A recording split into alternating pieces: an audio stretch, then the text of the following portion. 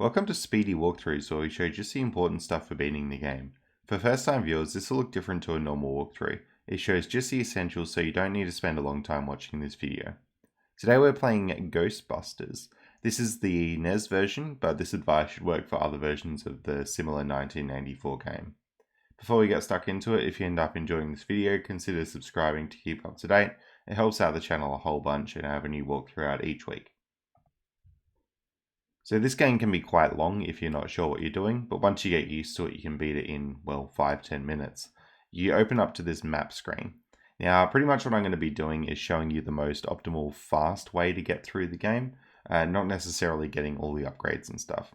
By the way, if you don't have one, a turbo controller is highly recommended for this game. You'll see it towards the end.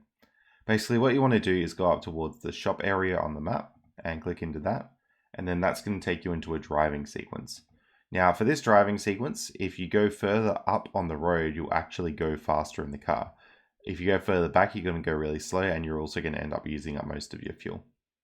So, in the shop, you want to get a capture beam, you want to get the ghost alarm, and you probably want to get, let's say, 3 capture traps. I got 2, knowing that I could capture the ghost pretty well.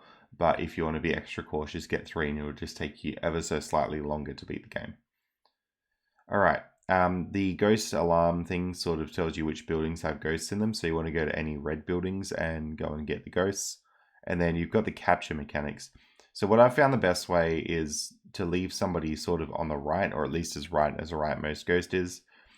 Press the button which will start the beam and then go to the left.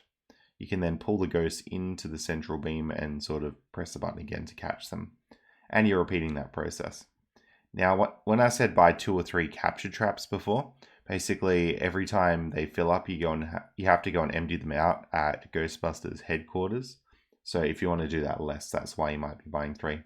But since I only own 2 traps, basically every time I do 2 ghost catching sessions, I have to go and empty them out. So that's what I'm about to do now. We'll come back to GBHQ and drive there. And you can see it's sort of going in and out of the building. Now our traps are empty. It actually won't let you go and catch more ghosts if you have full traps. So the goal of the game is pretty much you want to get $15,000 and then they will let you into the final area of the game. So 1 more ghost catching session should do it for us.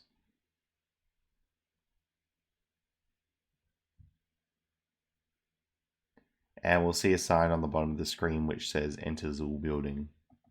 There it is. You can see it coming on. Alright, now this is the bit where you may want a turbo controller, but there is a cheeky little exploit you can use to make this section much, much easier. So you've got a limited number of lives in the Zool Building. You need to tap A to move and hold the direction. That's why a turbo controller is recommended.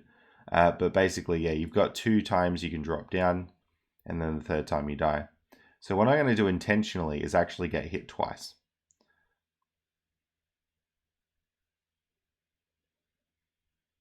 So sort of coming up the stairs here, we're going to take a hit there and drop down. I'm actually going to take another hit and drop down eventually. Now with these doors, behind a random one is a ghost that will hurt you. If you can open that door after taking 2 hits, your lives will sort of wrap back around to the maximum value, which is 255 to my understanding. For me, that ghost was behind door number 5. So let it hit you down, and now our lives have wrapped back around. So now I can pretty much go through this stairwell and get hit pretty much as many times as I want. It's not unlimited, but it's essentially as many as you need. And I just keep getting knocked down and it's fine. Now, I believe there is another door where you can get more lives. So that will actually ruin the glitch if you do it, but it can be a useful strategy if you don't want to use the glitch.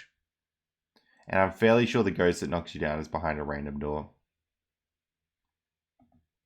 Anyway, once you've done that, you get up to this section. So what I'll be doing is just sitting under this guy and firing up into him, dodging the beam whenever you can. And also probably taking care of the ghosts as they come up on screen.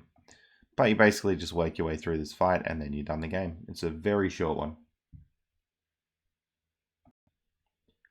We get the iconic end screen and that's pretty much it. That's going to be all for this video. Hope you found it useful, and thanks heaps for watching.